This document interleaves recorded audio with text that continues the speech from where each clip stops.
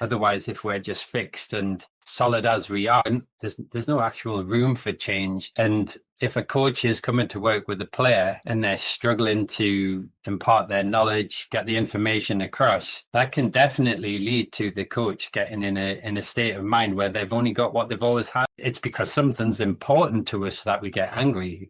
Anger can be a huge catalyst for change. I know when I get frustrated, angry, I want to use that energy for good. In shame, like that self, that is an isolated self. And the kind of the message that comes through from many different people is that when someone's in shame, they need to be around someone who can share a level of empathy with them, or they can somehow find a level of empathy with themselves.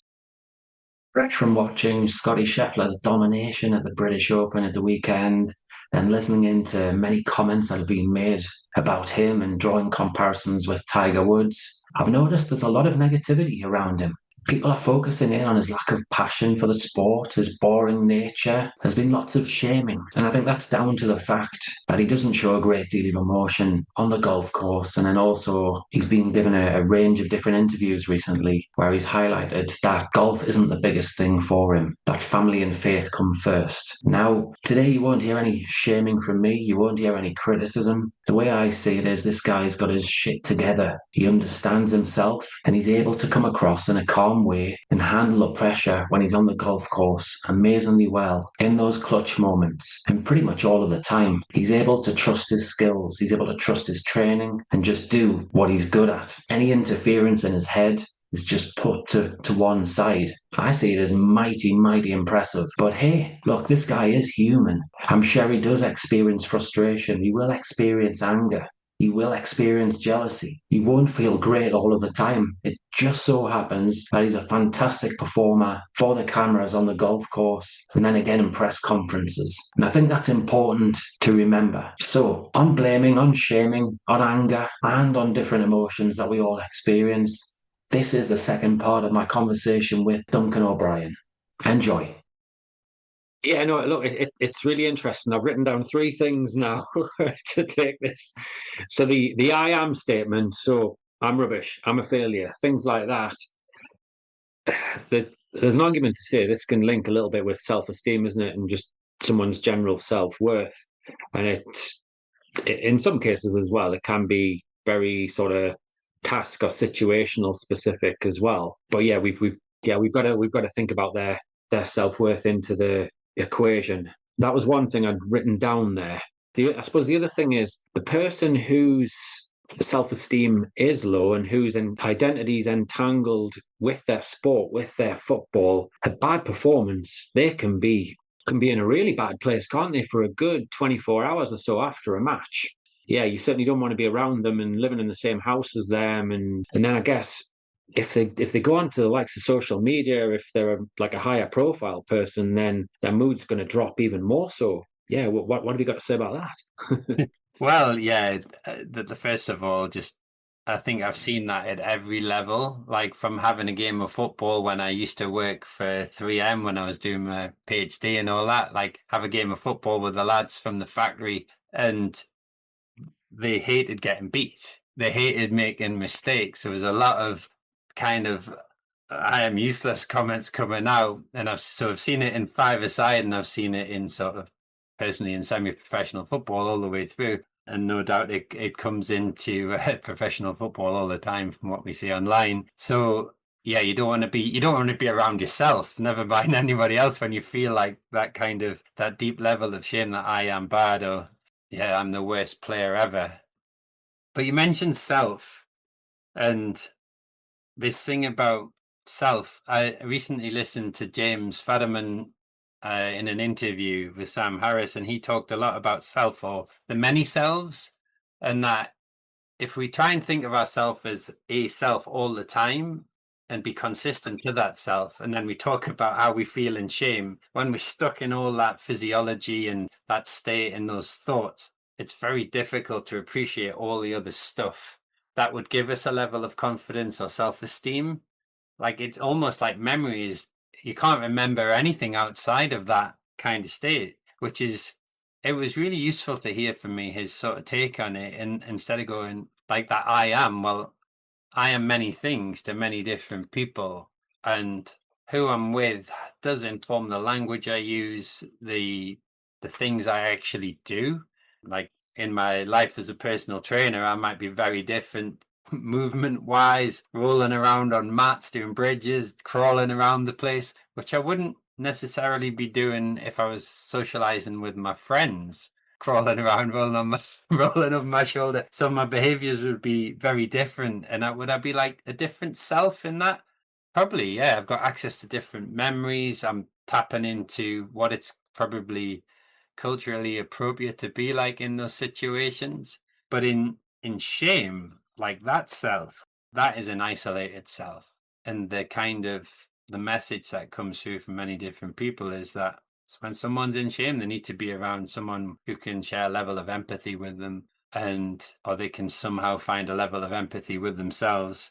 And for me, I did that with a little bit of writing. I know journaling's very popular, and it helped me challenge the story that was of only the only story available in shame, which wasn't very good. So yeah, becoming, I don't know if that absolutely answers the question or takes it further, but just this appreciation of different selves, and shame just being one of them, like the shame self, or many people have different language for this.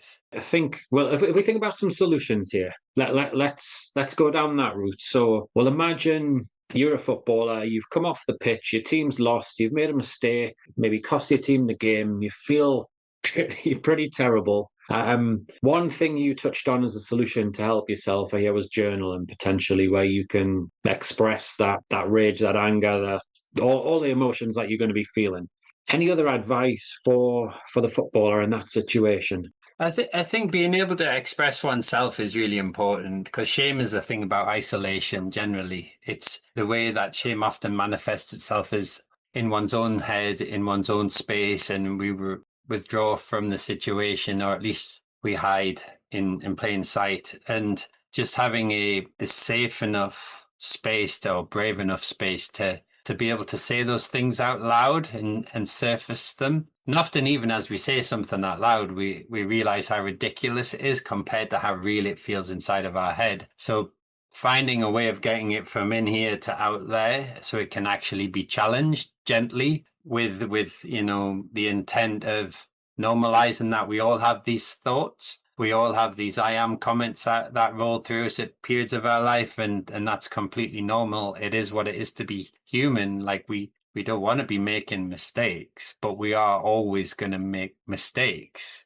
Yeah, it's part of the process, isn't it? So yeah, I'm just thinking. So if I'm a player, if for those who are watching this on YouTube, if up here is yeah, I'm really, really highly aroused. Down here, I'm super, super calm. The likelihood is if you've made a mistake, your team's lost, and all the rest of it, you're going to be like very high up here. And I'd imagine, well, firstly, coaches and if it's a young player here, and parents need to be aware of that ultimately. You've touched on the words, I suppose, like being gentler, supportive, caring, if you like, and compassionate. I think that's an important thing to be able to bring this down a little bit. Otherwise, if you're going with a different approach, it's just going to stay there and tip over, if you like. Is that a fair comment? Yeah, definitely. And ultimately, going back to that bigger picture thinking, what do you want your child or your player to be focusing on? And it's the bigger picture, the bigger picture of why you're involved in football, why you really love playing. Hopefully, you love it. And often when we get into those kind of shame-based comments of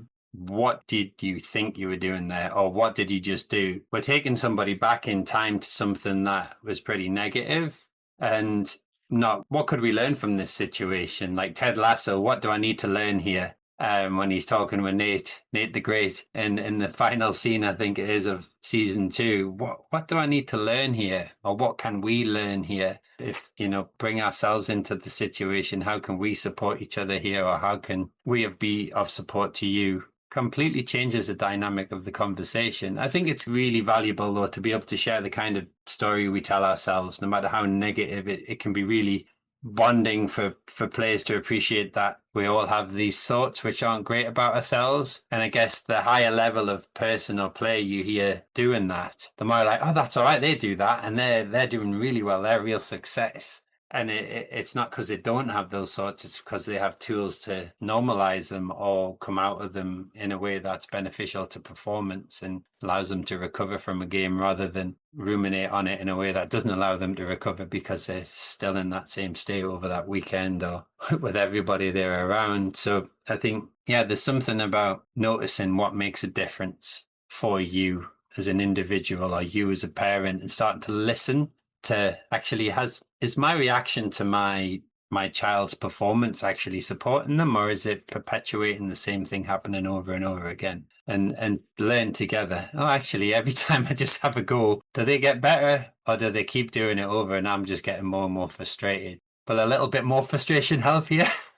Yeah, yeah. But one thing I picked up on there, and again, this could be a really useful thing for a coach or a parent to think about, is in those moments in the aftermath of a game, if you go with a question of how can I help this player or my child deal better with difficulties or with difficult situations, and think about where they're at, where you're at, what you're experiencing in those moments, and what it is that you're hoping to accomplish, then yeah, that I think that's probably quite a powerful question in all honesty. And it probably then moves people away from the whole, maybe the coach of a elite professional team who, right, okay, the players are coming back he's coming into training tomorrow, sort of thing. You might actually need that space to mull things over and feel pretty crap about herself for 24 hours to mentally take stock. Or for the parent, right, okay, you've made a silly mistake. You're not going to McDonald's after the match now. How's that going to help the person feel better and deal with it in future? It's just going to add to it. Yeah. Any thoughts? Yeah, I've had the good fortune of going to see a friend down in London, and I'd just read The Gap in the Gain by Dan Sullivan and Benjamin Hardy. And I was just sharing this with my friend, and he coaches a team, his son's team. And the insight that came from that, and it's very business sort of orientated, entrepreneurial orientated, but I think footballers are really entrepreneurs. They're developing their own brand all the time, as well as being part of a team. One of the stories of advice was to allow players to have that moment of kind of, I'm this, I'm that, and, let it all out. And it's okay, but it's on purpose. Do it with the purpose of just getting it out and just let each other hear each other, what they think and feel about the game. And then the next invitation from the Gap in the Gain is aim forward, what you want, that big picture stuff, measure backwards, what have you actually done? And what have you actually done that was done well? Like look for those kind of positives in that game because the whole game won't be terrible. Without doubt, there'll be something that was done well, even if it was as simple as a player controlled the ball on their weaker foot. That's a win. And they might never notice that. We had a player the other year who was being encouraged to use their right foot, and another player was encouraged to use their left foot. It's like celebrating that they actually did use their non-dominant foot. Even if they didn't take the strike with it or didn't do the big move with it, there was some use of something that was being worked upon, which they might never have appreciated. The next touch might have been shocking and led to a tackle or whatever, but the fact that they're starting to incorporate something that is going to absolutely add value to their game is so important, so easily missed because of the big moments the goal conceded. Yeah, but actually, you did some great things like 10 times, which we've actually been working on in training. And when I learned about this, I was like, oh my gosh, I'd never measured backwards. I'd always thought about what needed to be done. And when I do that, then I'll feel like this. And the whole message of the book, and a friend of mine, Paul Moore, who been on some courses with Dan Sullivan, same message as well. Like once you start measuring backwards, that's where your confidence lies. Your confidence comes from what you've done, not what you're becoming. That just helps you make the decision where you're going to, like deciding to train rather than play Xbox. That it's a decision towards the goal. But what you need to measure is how many times you've actually trained, what you've actually done. You go, gosh, I've done it. I've put in a lot of time and effort here, and just appreciating what we've done changes our perception of it, which is a complete other story or conversation about perception. Like it shapes everything. Like this kind of stuff is what I truly love exploring is perception and how that shapes our experience and changes our physiology, even if everything factually is exactly the same. Yeah, no, it's fascinating, and yeah, the perception one's probably another podcast in itself, isn't it? I know there's a few rabbit holes that we could go down. Before we get towards wrapping things up, I think it's important to explore anger, because anger can be a really, really helpful emotion on the football pitch at the end of the day, can't it? Somebody angry, if it's tailored in the right way, can track back and win the ball back for their team. They can get stuck into a tackle and make themselves feel good and their teammates feel good and the crowd feel good and everybody else. Yeah, there's lots of positives in anger in that respect. Do you want to talk a bit more about that? Yeah, anger can be a huge catalyst for change. I know when I get frustrated, angry, I want to use that energy for good. I want to channel it into something. And if when it happens on the football field, if a player is familiar with anger, like they're used to being in that state and they've created the ability to tackle, or they've got tackling available in anger, they've got decent passes, they can still control the language they use. They're not effing and blinding at the referee or the teammates risking getting sent off. Then it's an energetic state that gets stuff done. It's because something's important to us that we get angry. When nothing's important, we tend not to get that angry. And so appreciating it as an energy source or a fuel of focus, that we've just made this game very important when we've gotten a little bit angry or very angry. But what we need to make sure is that bigger picture isn't completely lost. So we're aware of what's happening in the game. So making that decision between we've given the ball away, we're angry, and tracking back and putting in a decent tackle rather than one that gets us a red card or gives away a penalty. Unless we need to give that foul away kind of thing, it's almost like the professional foul, the dark arts get spoken about by a lot of coaches and players, but it's made consciously. We're still relatively conscious in anger. And I was listening to Talk Sport a few months ago, and they spoke about the fight camps they go through before the big fight. And one of the coaches was saying how they want their fighter to absolutely hate the world, like to be so angry and use all of that sort of innate strength and power and energy to beat the opponent. But they've still got to do it within the boundaries of the rules of boxing. Like they can't be biting, can't be kneeing them, or him or her. They can't be breaking the rules of the game by being so much hate in the world that they're just destroying everything. So it's a really powerful fuel, but it just depends on someone's experience of it. Can they do the things they need to do when they're in that state? And I was not one of those people when I was playing. When I got angry, I got very self-righteous. And I would put in some terrible tackles. I remember someone catching me on the knee and I just went for them. And thankfully, I think I chatted the referee up enough during the game that they gave me a yellow and they probably should have given me a red. Like my kind of reputation of not being that kind of player kind of protected me. They gave me a little bit of breathing space in that moment. I've still got the scar on my knee, but I can still remember how sort of poorly behaved I was in that moment in that angry state. And it's great power, but with great power comes great responsibility. So if we're going to instill that in players, we need to make sure they know how to be angry and in line with the rules of the game, in line with the pattern of play we're trying to be, exhibiting as a team. And, obviously it's going to spill over at times. We'll see that full red mist, but yeah. Yeah. No, I guess the important thing there is again is having conversations about anger, and different people will get angry for different reasons and they'll have different triggers and what have you, but just keeping the conversation open with the player and not labeling it as such a bad thing is important. I mean, you just got to look in the Premier League or in the past, there's plenty of players who've lived on the edge. Rooney was on the edge, great player. Bruno at Newcastle now looks like he's living on the edge a lot. So many players, so it's not a bad thing. It's, as you say, it's just how you manage it and understand your triggers is key. Yeah, look, I think we're running out of time. So Duncan, can you summarize this conversation, which has gone off in random directions, into three key takeaways for, it could be for maybe one for a coach, one for a parent, one for a player potentially? I think in summary, like you said, just all emotional states are value. If you take away any of them, you're kind of taking away the color palette of an artist. Life is to be experienced in all of its emotions. If we're going to have empathy for other people, we're going to have to tap into something that's already in ourselves. Otherwise, we're just kind of fudging it. So all the emotions are important. And in any given situation, whether they're good or bad, who knows?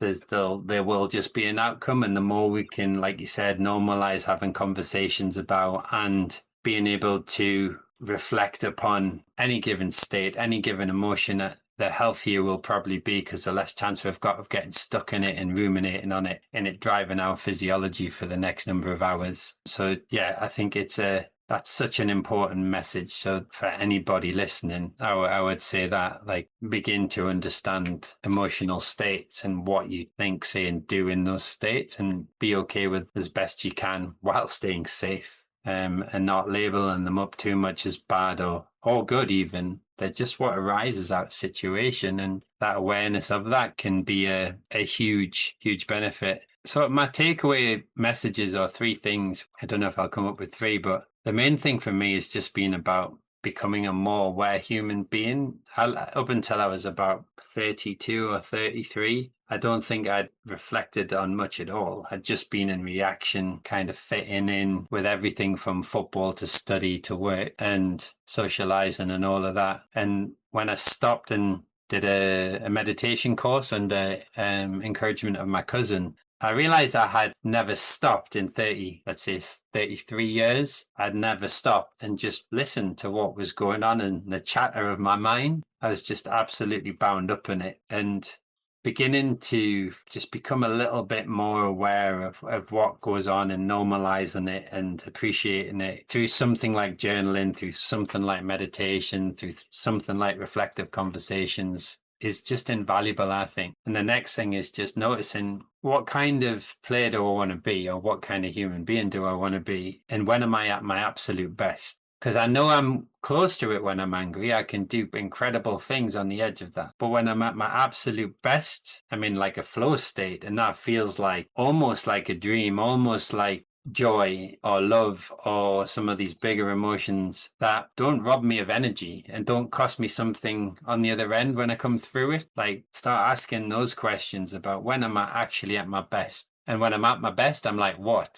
Thinking about those clean language questions. And whereabouts is that? And does that have a size, a shape, a color, a texture? And just beginning to understand what I want to connect myself with when I'm thinking about my highest level of performance, why wouldn't I want to go for that as often as possible? Why wouldn't I want to practice for that? And what do I need to be aware of when I'm not in that state, and what might help me get there? Explore, things that are restorative and allow you to come back to calm, and notice what those things are for you and your child or your players or yourself, and see what restores you to a level of calm and peace and enjoyment in playing football. Like, let's play football again and compete, not do football. And let's really enjoy it again and put it all in, it's not about disengaging, it's about fully engaging, making it the most important thing in the moment, but so important that why wouldn't you want to really, really enjoy it and grow from it?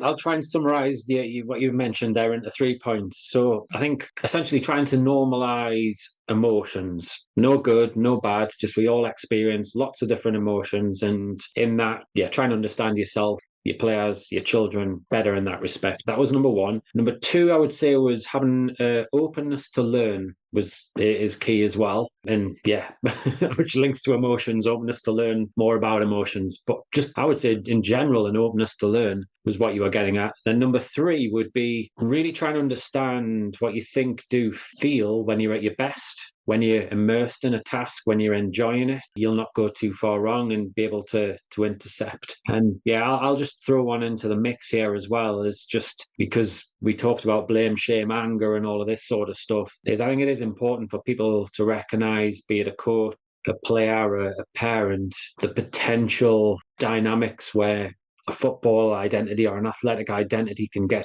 wrapped around self-esteem, and then it can affect mental health. So it's important to potentially do some reading and some research around that if you feel like you're struggling with your mental health on occasions. So it's been a brilliant conversation, Duncan, as I knew it would be. Whereabout can the listeners and the viewers get in touch with you if they want to? I think the best place, I was thinking about this before we came on, because I'm not a social media person, as you kind of know. I tend to use LinkedIn as my main way of connecting with people on any level, because it's pretty solid and it's professional. I do put stuff on Instagram under my PT handle of Dunks PT. and I am on Facebook just under my name, Duncan O'Brien. But the best way to get in touch, I think, is via LinkedIn, because I can't, it seems to be safe enough to just keep all of the kind of spam out of there. And or they could get in touch with you, Dave, and you could send them my way. You've got all my details if they want to have a conversation. But yeah, LinkedIn's probably the best way. We could probably put a link somewhere, something like that. Fantastic. Yeah, and I'll pop a link in the show notes there, and if people want to reach out, they can do, or yeah, as you say, they can come via myself. Brilliant. Well, a big thank you, Duncan, and yeah, enjoy the sunshine today. Thank you very much, Dave. It's been an absolute pleasure.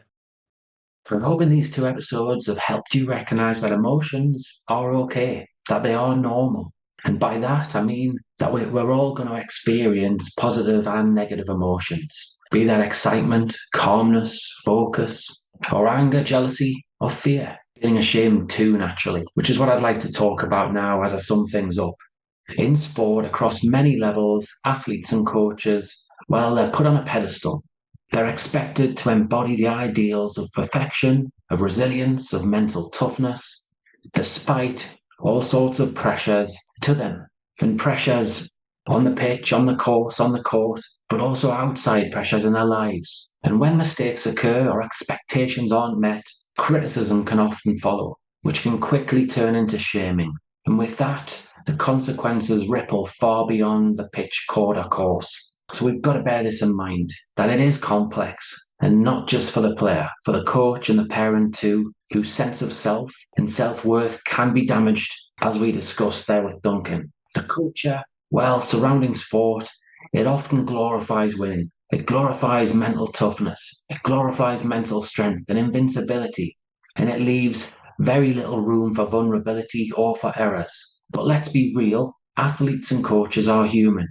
They're subject to doubt, to fatigue, to mistakes. And that's just the unpredictable nature of sport too. So by being part of sport, you open yourself up to criticism no matter what level you play at. Now, shaming, well, it takes criticism beyond constructive feedback. And coaching, if you think about it, it can help athletes improve. It points out their areas of growth.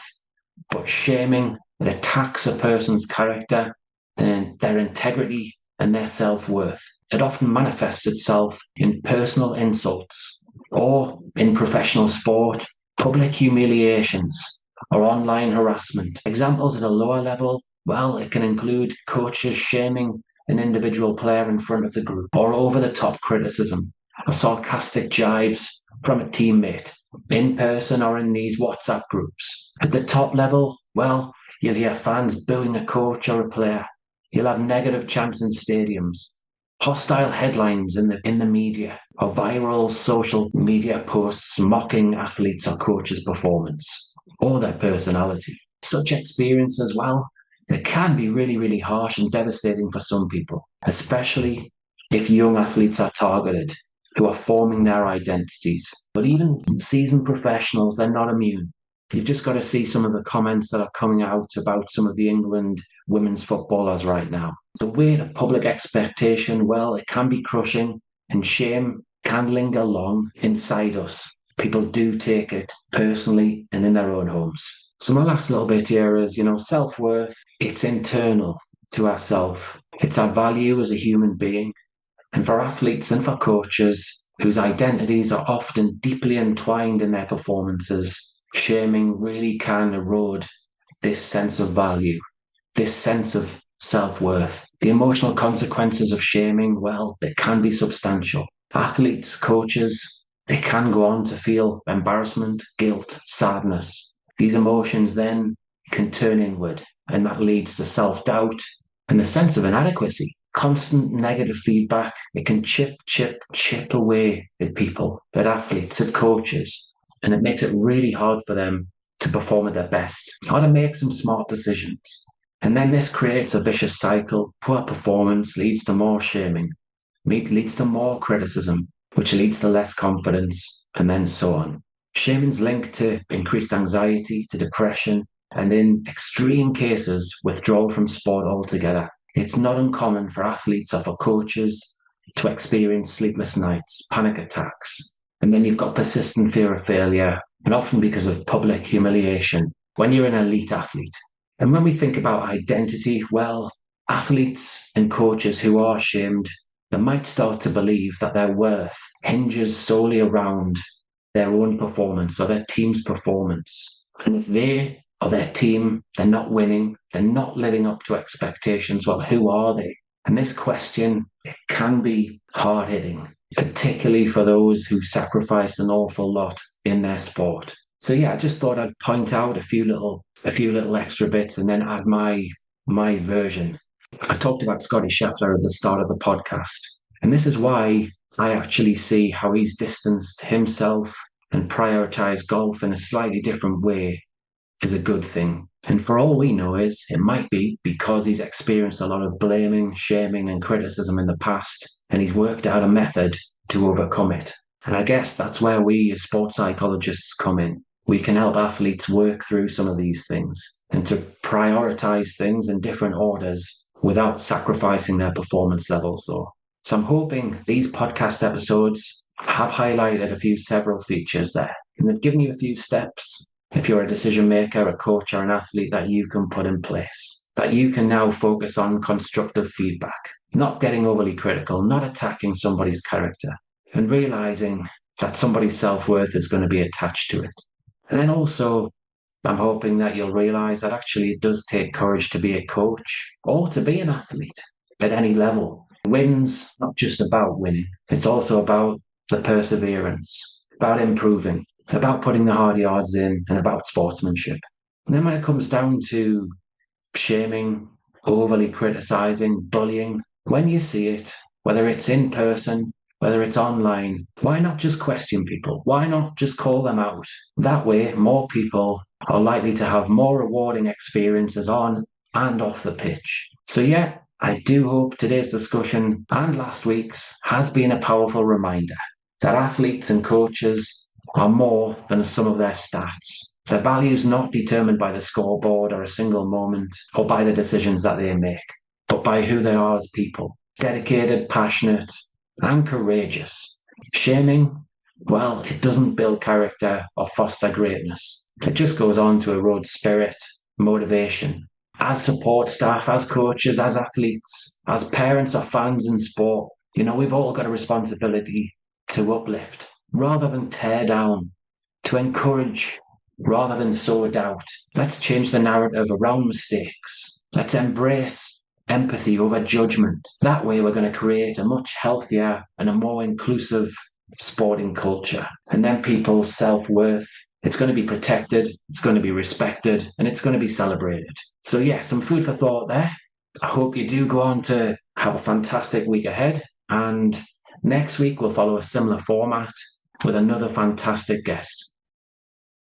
If you enjoyed this episode of the Demystifying Mental Toughness podcast with David Charlton, do check out my website, sport-excellence.co.uk, and my online sport psychology resources. The Sport-Excellence website has essential resources for anyone looking to build their own mental toughness or the mental toughness of their athletes or teams, or if you want to achieve peak performance more often or optimal functioning. The Sport Excellence website has everything you need to keep moving forward and thrive. So go on, head over to sport-excellence.co.uk to find out more.